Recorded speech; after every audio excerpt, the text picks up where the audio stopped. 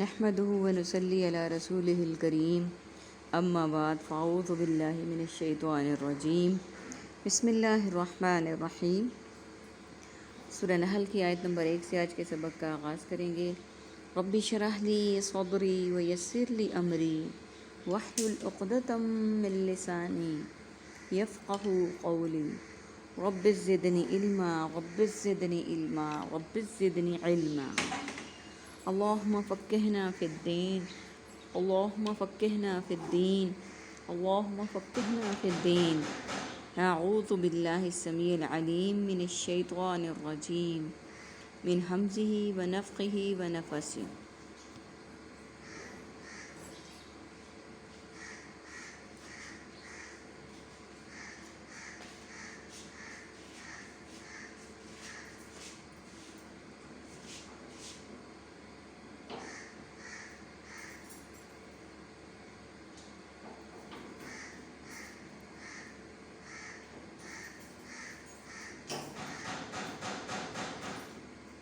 اتی امر اللہ، آ پہنچا حکم اللہ کا، فلا تستعجلوا، تم سب مطالبہ کروا سکے جلد آنے کا، سبحانہ وہ پاک ہے، وتعالی اور بہت بلند ہے، عما یشرکون اس سے جو وہ سب شریک بناتے ہیں۔ سب سے پہلے میننگس کو دیکھ لیتے ہیں۔ امر عامر معمور اور عمارت، تستعجلوہ عجلت مہر معجل غیر معجل، سبحانہ سبحان تیری قدرت، سبحان اللہ، تعالی عالی شان جناب عالی اللہ تعالی، یشرکون شریک شرک مشرک اور شراکت، عربی کا ورڈ اتا آ پہنچا۔ اللہ سبحانہ وتعالیٰ نے سورہ نحل میں اپنے احسانات کا ذکر کیا ہے جو نسل انسانی پر کیے، اور ان احسانات کے بعد اللہ سبحانہ وتعالیٰ نے یہ بھی بتایا کہ ہماری ذمہ داریاں کیا ہیں اور ہمیں کیا کچھ کرنا ہے اور کس طرح کی ذمہ داریاں ہمیں نبھانی ہیں۔ اب آیت سٹارٹ ہو رہی ہے، سورت آ پہنچا اللہ کا حکم، یعنی اللہ کا حکم آ گیا تو نہ اس کے جلد آنے کا مطالبہ کرو، وہ پاک ہے اور بہت بلند ہے۔ اللہ کے حکم سے مراد ہے اللہ سبحانہ وتعالیٰ نے جو فیصلہ کیا ہے قیامت کے آنے کا، اس کے متعلق بتایا گیا کہ وہ جلد ہی آنے والا ہے اور وہ وقت مقررہ پر آ جائے گا، اس کے جلد آنے کا مطالبہ نہ کرو، وہ پاک ہے۔ اللہ سبحانہ وتعالیٰ کی ذات پاک ہے اور بہت بلند ہے، پاکی اسی کے لائق ہے، بلندی اسی کے لائق ہے، کوئی اور اس قابل نہیں ہے۔ اس سے جو وہ شریک بناتے ہیں، یعنی جو وہ شریک ٹھہراتے ہیں، وہ ان سب سے پاک ہے اور ان سب سے بہت بلند ہے۔ ينزل الملائکۃ بالروح من امرہ، وہ نازل کرتا ہے فرشتوں کو روح وحی کے ساتھ اپنے حکم سے، علی من یشاء من عبادہ، جس پر وہ چاہتا ہے اپنے بندوں میں سے، ان انذروا انہ لا الہ الا انا فاتقون، جس پر وہ چاہتا ہے اپنے بندوں میں سے کہ تم سب متنبع کرو کہ بے شک یہ سچ ہے، کوئی معبود نہیں سوائے میرے، سو تم مجھے سے ڈرو۔ خلق السماوات والارض، اس نے پیدا کیا آسمانوں کو اور زمین کو، بالحق حق کے ساتھ، تعالی وہ بہت بلند ہے، عما یشرکون اس سے جو وہ سب شریک بناتے ہیں۔ خلق اس نے پیدا کیا، الانسان من نطفہ انسان کو ایک قطرے سے، فاذا تو اچانک، ہوا خصیم مبین وہ جھگڑالو بن گیا اعلانیہ طور پر، والانعام خلقہا اور چوپائے اس نے پیدا کیے، لکم تمہارے لیے،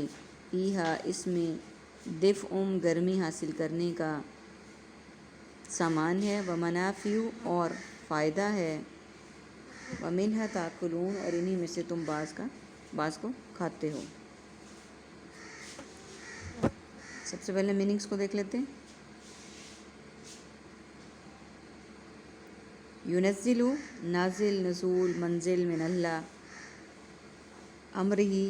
امر عامر معمور اور تعمیرات، یشاء ما شاء اللہ انشاءاللہ مشیت الہی، عبادی عبادت عابد معبود، الا ما شاء اللہ الا قلیل الا یہ کہ فتقون تقوی متقی، خلق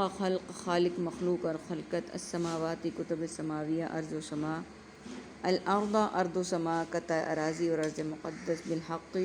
حق و باطل حقیقت حقیقی بھائی، عما ماحول ماتحت ماجرا مافوق الفطرت، یشرکون شریک شرک مشرک اور شراکت کے لیے استعمال کرتے ہیں ہم نطفہ اور نطفے کے لیے، مبین بیان دلیل مبینہ طور پر، منافع نفع منافع منفعت، تأکلون اکل شرب ماکولات و مشروبات، عربی کے ورڈز دیکھیے، انذرو متنبہ کرو، خصیم جھگڑالو بن گیا، الانعام چوپایوں کو، دفء گرمی حاصل کرنے کا سامان۔ اللہ سبحانہ و تعالیٰ آیت نمبر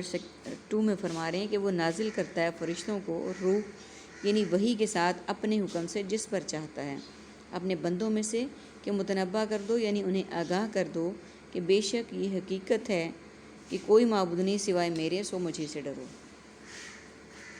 یعنی جو مشرکین کا یہ خیال تھا